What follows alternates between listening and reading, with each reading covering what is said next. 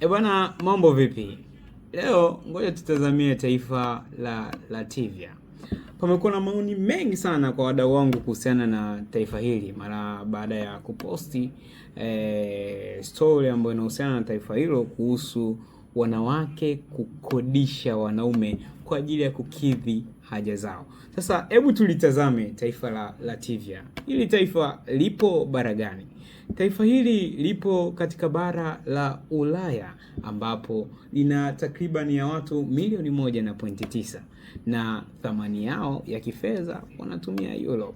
Ni taifa la kitalii ambalo lina vivutio tofauti tofauti. Sasa kwa vijana wenzangu kama mimi, wenye level kama mimi, nazungumzia vijana wenzangu hapa, tunaelewana, tunazungumzia lugha moja vijana. Kwa mtu ambaye anahitaji kwenda katika taifa la Latvia, utaratibu ni mdogo sana. Kwanza, una uwezo wa kuishi ndani ya taifa hilo kwa siku 90 bila ya kuwa na visa. Namaanisha kwamba unaweza ukasafiri kutokea hapa Tanzania mpaka katika taifa la Latvia kwa utaratibu maalum, ukifuata na sheria. Basi ukifika pale utakaa kwa siku 90, aidha uwe umeenda kwa ajili ya biashara ama utalii. Baada ya siku 90 basi utahakikisha unafuata taratibu za kuendelea kuishi endapo utahitaji kuishi katika taifa hilo. Sasa kwa wale wanangu ambao wanataka kwenda kwa ajili ya wanawake hapa hizi siku 90 zinatosha kabisa kumaliza jambo lako kama unahitaji kwenda kwa jambo hilo tu. Lakini mimi cha kukushauri ni kwamba fanya taratibu mapema, uhakikishe unakwenda kwa utaratibu, kwa maana unaweza ukafikisha siku 90 ndani ya taifa la Latvia, taratibu zako au kitu ambacho ulitegemea kukifuata usikikamilishe ukajuta.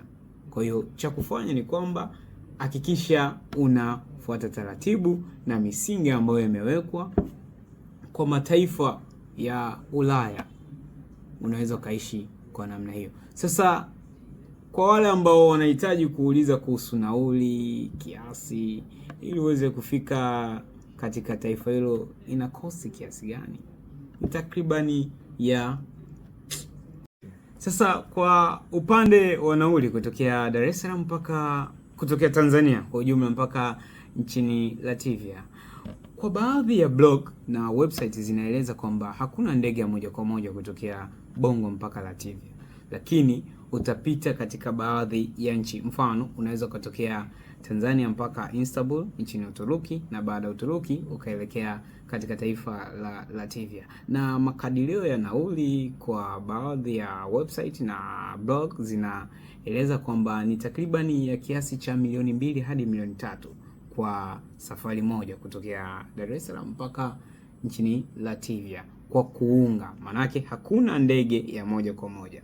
Kwa hiyo kama unataka kuelekea nchini Latvia na unahitaji kutumia fursa hiyo ambayo inaendelea kutrend katika mitandao ya kijamii, itakuwa ni vyema, kwa sababu vijana tukiona fursa basi tuichangamkie, tusikae kinyonge. Na mimi nitakuwa miongoni mwa watu ambao huenda nikaenda nchini Latvia kwenda kutafuta warembo. Wewe je, unasubiri nini? Acha unafiki. Mimi ni Stefano Stefano.